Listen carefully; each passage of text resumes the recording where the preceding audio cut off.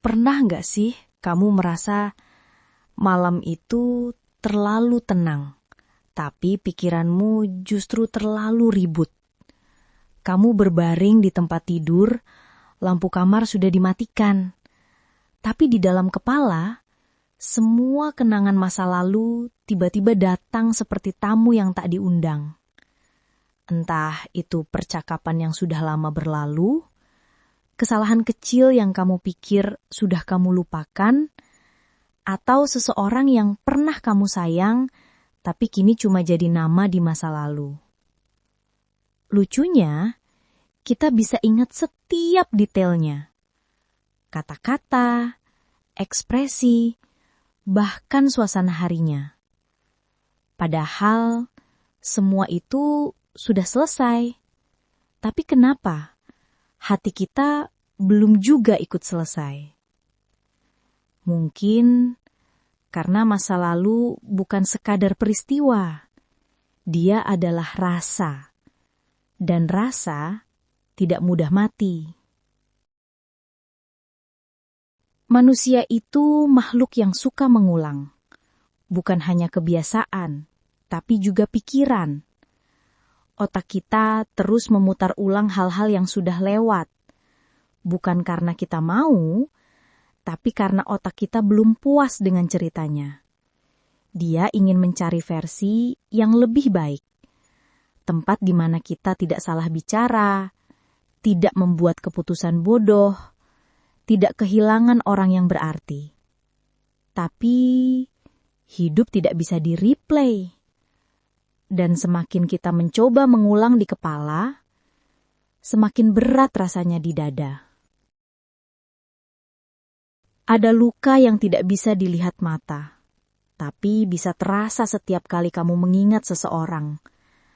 Atau membaca pesan lama yang tiba-tiba muncul di layar. Kamu bilang sudah move on, tapi setiap kali namanya muncul, entah dari mimpi, atau lagu yang tiba-tiba terdengar, ada bagian kecil di hati yang retak lagi. Bukan karena kamu masih cinta, tapi karena luka itu belum benar-benar sembuh.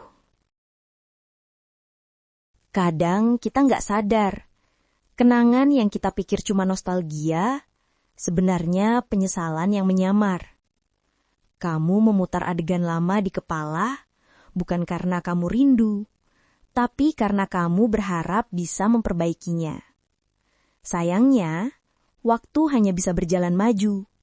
Dan semakin kamu menatap ke belakang, semakin kamu kehilangan momen di depan mata. Menurut psikologi, pikiran dan emosi bekerja seperti dua sisi koin. Ketika kamu sedih, otakmu mencari alasan, dan dia menemukan masa lalu sebagai pelampiasan. Setiap kali kamu mengingat hal yang menyakitkan, otakmu melepaskan hormon stres yang sama seperti saat kejadian itu terjadi. Makanya, kamu merasa seperti mengulang rasa sakit yang sama berulang-ulang. Padahal tubuhmu cuma duduk diam di kursi.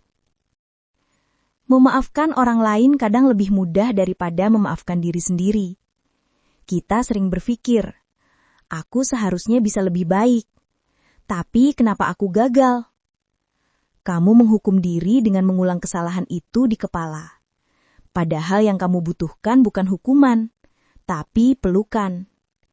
Memaafkan diri bukan berarti melupakan, tapi menerima bahwa kamu dulu belum tahu sebaik sekarang.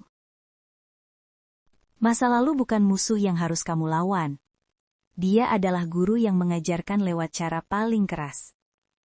Kalau kamu bisa melihat ke belakang tanpa ingin kembali, itu tandanya kamu sudah tumbuh. Dan tumbuh, kadang artinya belajar tersenyum meski ingatannya masih terasa. Suatu hari nanti, kamu akan memikirkan masa lalu dan hanya tersenyum. Bukan karena kamu lupa, tapi karena kamu sudah damai. Kenangan yang dulu menyakitkan akan berubah jadi cerita kecil yang mengajarkan arti kedewasaan. Dan kamu akan sadar, tidak semua hal harus dilupakan untuk bisa tenang. Beberapa cukup diterima. Setelah sekian lama hidup di dalam pikiranmu sendiri, Akhirnya kamu mulai kembali ke sini, ke saat ini. Kamu mulai memperhatikan angin, suara daun, dan detak jantungmu sendiri. Ternyata, dunia tidak seburuk yang kamu pikir. Hanya terlalu lama kamu tinggal di masa lalu. Sekarang, tarik nafas dalam-dalam. Hembuskan perlahan. Dengarkan dirimu sendiri. Kamu bukan apa yang kamu pikir. Kamu lebih dari semua kenangan yang kamu ulang setiap malam. Kamu adalah seseorang yang sedang belajar untuk berhenti melawan pikirannya dan mulai memeluknya. Masa lalu tidak bisa dihapus, tapi kamu bisa belajar berjalan bersamanya tanpa kehilangan arah. Selamat malam, dan semoga malam ini kepalamu sedikit lebih tenang dari kemarin.